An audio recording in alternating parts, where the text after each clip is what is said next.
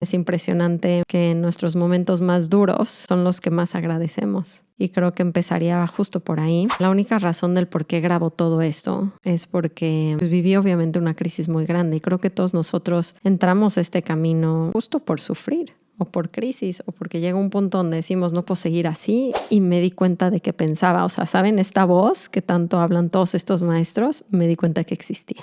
Y dije, qué curioso que me comenta cosas tan negativas todo el tiempo.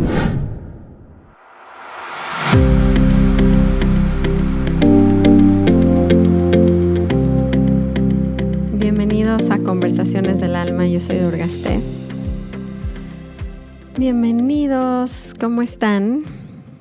Oigan, pues tengo un episodio que me han estado pidiendo un poco y se los quería grabar porque pues hay mucha gente nueva que me está escuchando y hay gente que no sabe un poco de mi historia y creo que sería importante que sepan un poquito de mí, ¿no? De lo que está detrás de esta voz que escuchan todas las semanas o a veces todos los días. Entonces voy a hablar un poco de mi historia y vamos a tomar esas 3 respiraciones.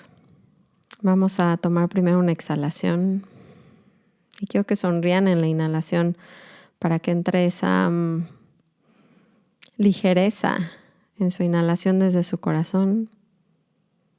Y luego exhalo. Y otra vez inhalo. Exhalo. Y última vez inhalo. Y exhalo.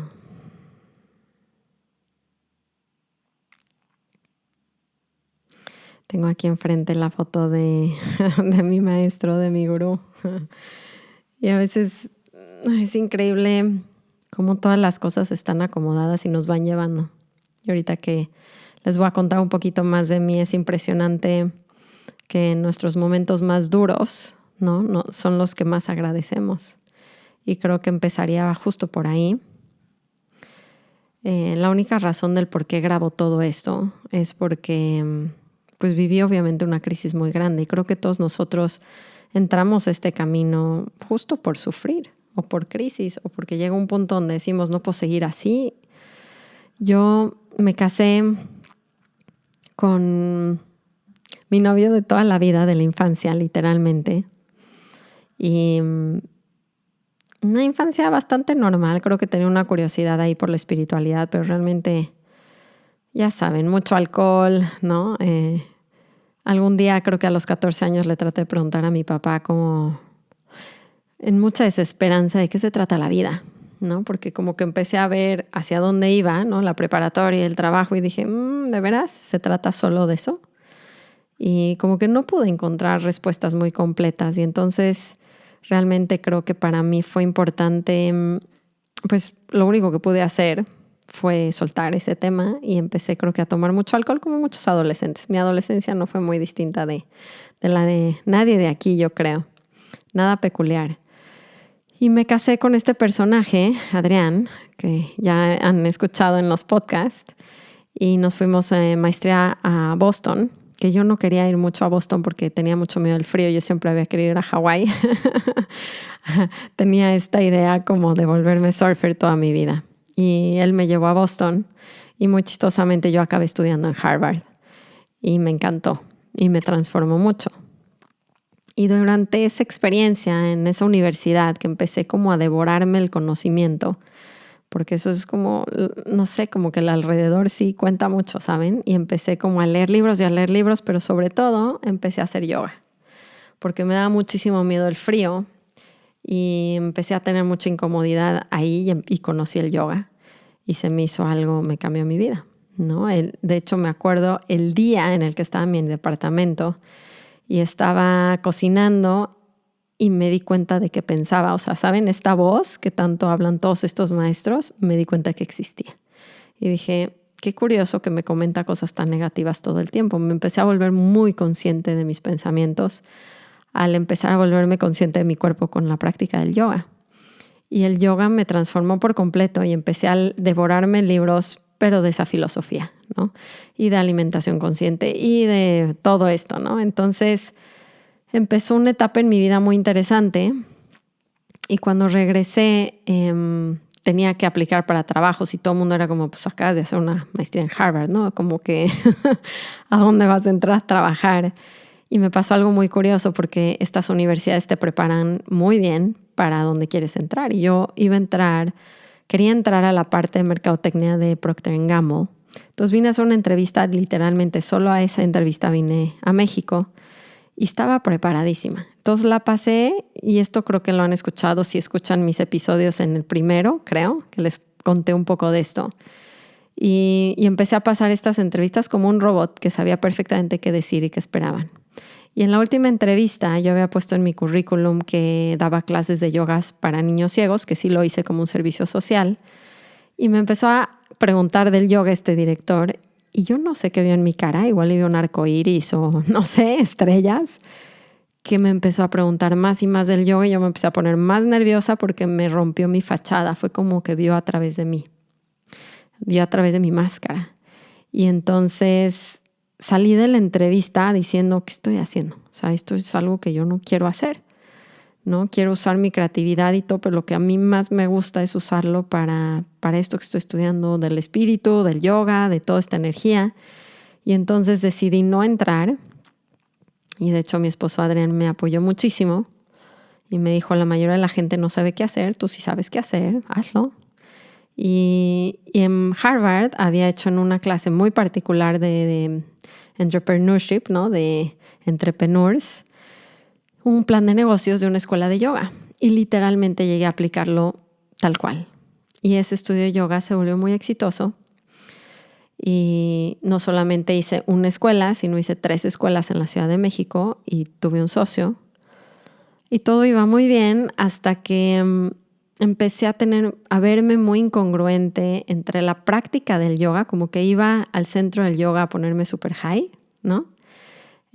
Con mantras y sí, con las posturas y jugos verdes y todo esto, pero cuando llegaba a mi casa era una incongruencia drástica. No estaba aguantando a mis hijas, odiaba las fiestas infantiles, me estaba costando mucho trabajo mi maternidad.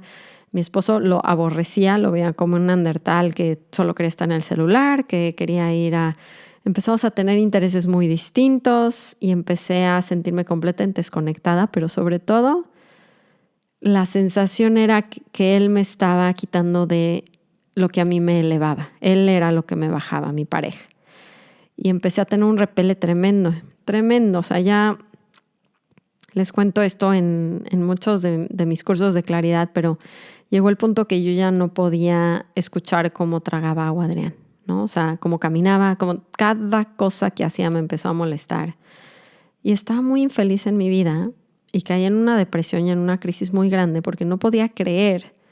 Había un libro en el yoga que decía Krishnamurti, decía este maestro, el barómetro de tu práctica espiritual son tus relaciones personales. Y ahí me caía de picada porque decía, híjole, qué fuerte que sí tomo jugos verdes y sí me puedo doblar en pretzel, en miles de posturas y pararme de manos y hacer 1000 cosas, aguantar mi respiración 30 minutos casi, pero no puedo ver en mi esposo, no lo puedo soportar y no puedo soportar a mis hijas. Y mi mente se empezó a confundir mucho y a decirme, te tienes que separar y con eso vas a estar libre. Y quería estar muy lejos de mi familia. Entonces, algo en mí, porque yo ya estaba leyendo estos libros pues, de filosofía, hubo algo dentro de mí que me dijo, como que se escucha demasiado fácil. O sea, no puede ser que lo único que tengas que hacer para quitar este malestar es separarte de tu esposo y no ver tanto a tus hijas y tener tiempo para tu práctica. Como que se escucha como hay algo que no hace sentido porque igual y este problema lo tengo yo conmigo. Me entró como esta duda de, híjole, y si lo que te choca te checa y si estos maestros tienen razón y entonces tendría que ver en mi práctica, realmente en mis relaciones personales. Y me entró como este miedo de decir, voy a tomar una decisión de las más grandes de mi vida y la voy a tomar creyendo que lo estoy haciendo bien cuando me está faltando trabajo personal. Y me acordé de este libro que yo compré en un retiro que tuve budista, porque esa es un poquito otra historia, pero fuimos con un maestro budista, así en resumen les cuento, y literalmente nos dieron nombres y tuve como una pequeña introducción ahí e iniciación a la práctica budista. Y yo compré un libro en ese viaje de Ram Dass, que no sabía quién era Ram Dass, pero el título, ya saben, son esos libros que te jalan. Por eso les decía al inicio de grabar esto que no conectamos los puntos hasta que conocemos toda la historia y vemos la perfección que ha tenido la historia en mi vida para que yo llegue al punto donde estoy hoy. Y compré este libro, lo empecé a leer y cuando lo empiezo a leer en la crisis, en la depresión que tenía, se me empiezan a salir las lágrimas porque me doy cuenta que este personaje sabe. O sea, lo que me doy cuenta es que me entra él sabe y él me puede ayudar. Y entonces lo empiezo a buscar y digo, ¿está vivo? ¿Está muerto? ¿Quién es esta persona? Y entonces me doy cuenta que vive en Maui y literalmente no me lo van a creer, pero en su página tenía retiros personales.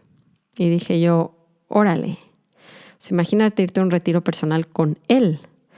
Y entonces aplico y me contestaron y me hicieron unas entrevistas y unos filtros y bueno, quedé de ir. Y la verdad es que muchos obstáculos ya para ir, pero yo tenía clarísimo que tenía que ir con este personaje.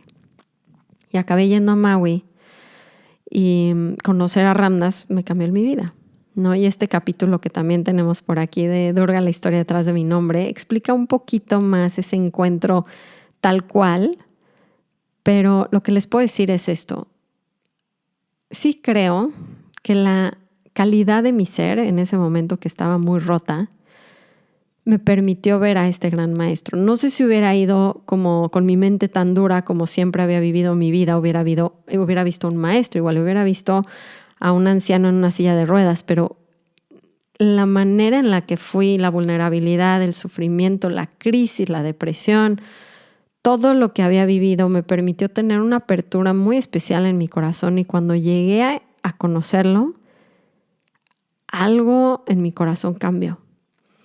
Y reconocí a un maestro, no reconocí a un anciano en una silla de ruedas. Y el verlo me reflejó, me llevó a mi alma, fue como un espejazo de que era algo más que toda esta historia y que esta historia estaba en mi cabeza y me lo dijo muy fuerte.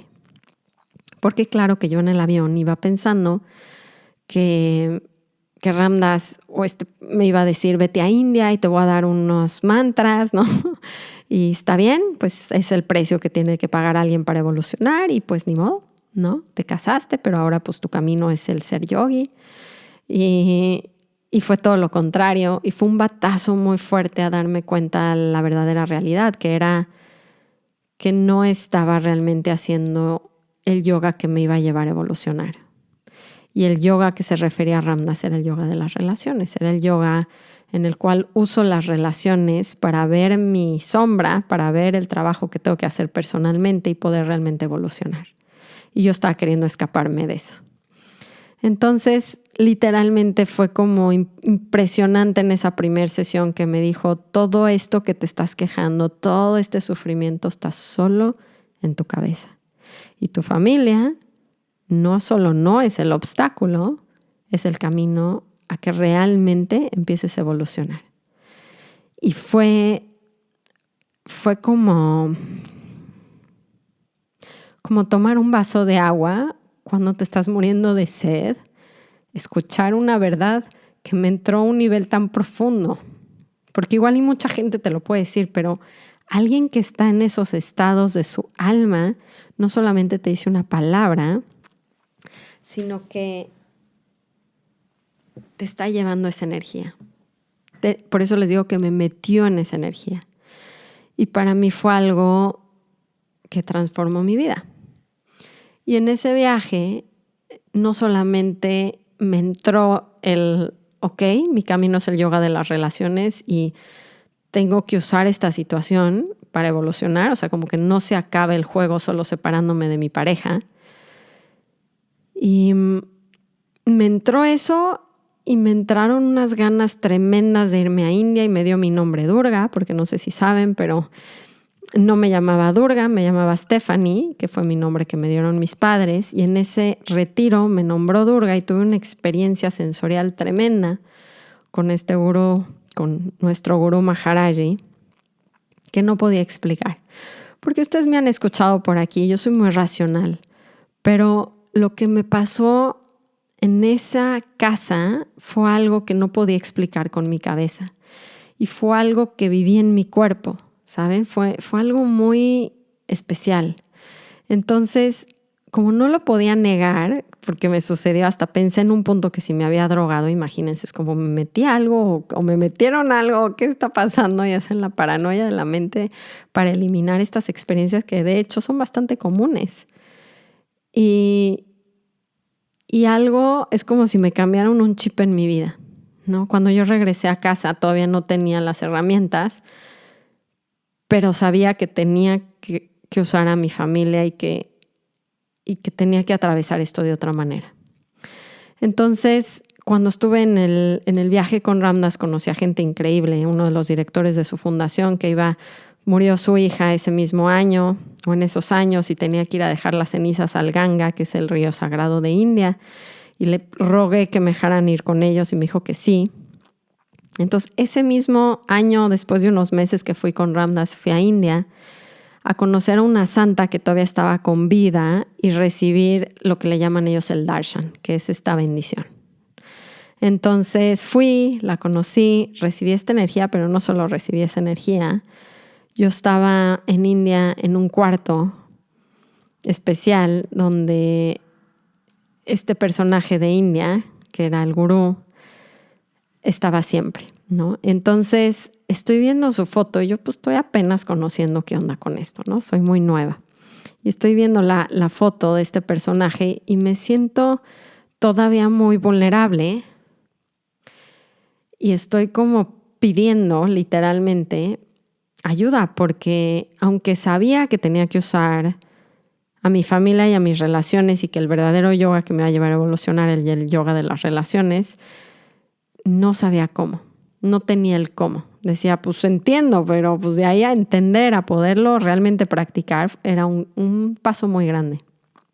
Entonces estoy un poco desesperada en ese cuarto y estoy literalmente en lágrimas diciéndole, aquí estoy, ¿sabes? O sea, como no sé ni qué está pasando en mi vida, ya tengo otro nombre, estoy en un lugar lejísimos que nunca pensé realmente en ir y lo único que te pido es que me ayudes. No sé qué hacer, no sé cómo hacerlo. Y saliendo de esa oficina veo a este personaje como un Gandalf literalmente, todo vestido de blanco, meditando con una presencia y dije, ¿quién es ese personaje? Y empecé a conocer a este personaje que era un maestro alemán que también era devoto y empiezo a escuchar a él en la siguiente noche cómo le está ayudando a la esposa del director de la fundación a trabajar el duelo de esta niña que murió en un terrible accidente. Y estoy escuchando cómo la está guiando y digo, ¿qué es eso? ¿Qué magia es eso? O sea, ¿cómo la llevó a ese lugar? Y lo que le estaba haciendo es esta técnica del trabajo de Byron Katie, que no sabía yo en ese momento tampoco ni qué era. Pero empecé a tener estas pláticas con el alemán que se llamaba Ram Giri y me doy cuenta que él tiene el cómo, ¿no? Justamente tiene una técnica para usar las relaciones y cambiar estas creencias que tenemos y obviamente cambiando la realidad. Yo no lo creí tan posible, pero estaba muy desesperada y tenía un programa muy intenso él y me dijo, yo trabajo de India a México, pues por Zoom, no era Skype creo que todavía. Y le dije, va, yo me comprometo y fue un compromiso muy grande. Me dijo, si no vas a trabajar diario, yo no voy a perder mi tiempo. Le dije, yo voy a trabajar diario. Y trabajé diario. Y en el primer mes que trabajé, no solamente fue el trabajo de Byron Katie, él tenía 4 pilares principales que empezamos a aplicar, ¿no? Uno era la meditación y el mindfulness. El otro era manejo de emociones, que él le llamaba Open Attention, le llamaba su herramienta. Yo le llamo Sentir para Sanar. Tenía Claridad, que es el trabajo de Byron Katie, y tenía la devoción o el amor incondicional. Y estos 4 pilares los estuvimos trabajando en ese mes y yo no les puedo explicar, pero fue como que mi relación, me cambiaron el esposo. Y dije, qué poder, o sea, lo que me impresionó más fue ver que las personas no son como nosotros, no son ellas como creemos que son. O sea, Adrián no era la persona que pensé que era, sino que cambiaba con mi percepción. Depende de cómo veía a Adrián, Adrián era. Entonces estuvo muy loco porque dije, nosotros estamos haciendo la realidad, nosotros hacemos la relación. Qué loco lo que les estoy diciendo, porque por eso entendí una verdad muy grande. Aunque nosotros estemos cambiando de parejas, acaban repitiéndose mismos temas porque mi patrón de ver algo es el mismo y va a regresar al mismo. Entonces me di cuenta que así me casara con Buda, lo convertiría en un Adrián. ¿Me explicó? O sea, lo volvería a llevar al mismo lugar que estaba llevando mi matrimonio, porque quien tenía esa percepción era yo, o a mis hijos. Entonces fue muy poderoso darme cuenta el nivel que tenía esto en mi vida y el poder que tenía yo en mi vida para experimentar mi realidad y mi matrimonio y mis hijas y mis relaciones y mi vida. Entonces, pues de ahí nunca más solté esta práctica, sobre todo con él, con Ramgiri. Con él trabajé muchos meses, por muchos años, muy intensamente. Y literalmente yo nunca tomé el curso con Ramgiri para poderlo dar como ahora lo doy. Pero la maestría que se hace al querer sanar algo en tu vida y agarrar el compromiso de no salir, porque fue un maestro duro, me llevó pues obviamente a hacer una maestría de las técnicas y a poder empezar a compartirlas. Y todos mis maestros dejaron ya su cuerpo, porque luego siempre me dicen, ¿cómo contacto a Ramgiri? Pues en sus corazones, porque está en todos lados, pero ya no está en su cuerpo. Y creo que parte de mi compromiso es, de verdad creo que nuestra razón principal y única por estar en esta tierra es entrar a ese lugar de amor cuando tengo la mente tranquila, cuando tengo las emociones manejadas, toco un lugar donde me doy cuenta que lo único que me está haciendo sufrir son mis pensamientos. Pero no está tan fácil soltarlos. Y estos 4 pilares me permitieron soltarlos de una manera muy interesante, sistemática. Y lo tengo que seguir haciendo. No es como que, no soy como Eckhart Tolle que ¡pum! Me dieron un batazo y me quedé ahí, no sé ni qué pasó, ni cómo llegué, ni cómo salí, ni nadie me lo va a quitar. Es algo que sé que no se me va a quitar y lo rozo cada vez que tengo esa práctica y esa claridad. Pero es algo continuo y me encanta que sea así porque entonces es algo que cada uno de ustedes puede hacer si sigue las prácticas. O sea, no hay nada en especial en mi historia que no pudiera ser la suya si no recorrieran el camino de hacer las prácticas y tener la intención máxima de volver la práctica la herramienta principal para mi sanación, o sea, mi vida. Como que entender eso ha cambiado mucho mi vida y me inspira a compartirlo aquí con ustedes, porque no hay otro propósito más alto. O sea, quiero dedicar mi vida a poder compartir entre nosotros que ese lugar es real y darles las técnicas que he podido aprender para lograrlo. Hoy en día tengo una comunidad que se llama la Sangha, que es la tribu. El Buda decía que necesitas 3 cosas, 3 pilares, ¿no? En este camino, en el camino de la evolución de la conciencia. Uno es el Buda, que es un maestro. El otro es el Dharma, que son las enseñanzas, y el tercer pilar es la Sangha, que es la comunidad. Y si no tienes estos 3 pilares, va a ser casi imposible seguir tu crecimiento. Entonces me he enfocado mucho porque el maestro está, ¿no? Tenemos las enseñanzas más accesibles que nunca en la vida, pero la comunidad a veces sentimos que, y saben algo muy fuerte, el Buda cuando le preguntaron cuál de estos 3 pilares era el más importante, dijo la Sangha, la comunidad. Y me he enfocado mucho en, no solamente para los demás, pero para que mi camino sea algo que lo pueda lograr, es tener esta comunidad y construir esta comunidad. Y por eso están escuchando esto y por eso hago retiros y por eso hago la comunidad en línea, porque me he dado cuenta que uno de los beneficios más grandes es que puedo estar del otro lado del mundo, literal, porque me mudé a Nueva Zelanda, y poder estar conectada y enlazada con gente exactamente igual que yo, que está trabajando hacia allá. Y esta energía se comparte y nos sostiene. No es una cosa de localización geográfica, es una cuestión energética. Entonces, me parece algo increíble que podamos tener estos podcasts y que los pueda compartir desde aquí. Y ahora doy estos cursos y casi siempre ofrezco estos 4 pilares separados. Y este año voy a hacer la primera certificación donde voy a preparar a gente a poder practicar los 4 pilares como algo integral. Y luego, si lo quieren compartir, lo puedan compartir. Pero desde ese lugar congruente de primero hacer esa maestría conmigo mismo. Entonces, ofrezco los 4 pilares casi siempre en línea. Tengo ciertos retiros donde también los practicamos. Y me vuelve muy feliz estar con ustedes compartiendo. El podcast ha sido algo muy loco que cambió también mi vida y con mi familia. Y cada vez me ha sorprendido cómo nos va llevando a que la familia entera esté más conectada con esto, ¿saben? Y pues mis hijas siguen creciendo. Tengo 3 hijos, un adolescente, lo cual lo vuelve muy interesante cómo podemos seguir aplicando. Creo que parte de mi dharma, de mi propósito de vida, es ser yogi mundana. Mamá adolescente, pareja, mamá de un niño de 6 años, de una niña de 11 años, ir viviendo las mismas etapas que todos ustedes viven y acompañarnos de la mano creyendo que podemos ser espirituales gracias justo a nuestras vidas mundanas y no el obstáculo de nuestras vidas mundanas y cómo nos refugiamos en lo espiritual.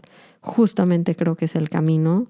De lo que más le huyen es de lo que más les va a dar la liberación, y estoy muy comprometida a que cada persona que se cruce en mi camino pueda sentir esa liberación. Y los honro mucho y les agradezco por escuchar y por estar aquí, por escribir, y pues vamos a seguir adelante con todos estos cursos y retiros y programas, y me honra mucho que me estén escuchando y que se puedan unir a mi propósito, porque en el momento en el que empiezan a hacer su trabajo, como dice Ram Dass, no puedo hacer nada por ti más que trabajar en mí, y no puedo hacer nada, y tú no puedes hacer nada por mí más que trabajar en ti. Entonces, si cada quien trabaja y tiene las herramientas, el mundo va a cambiar. Los honro. Gracias por escuchar. Namaste. Ram Ram.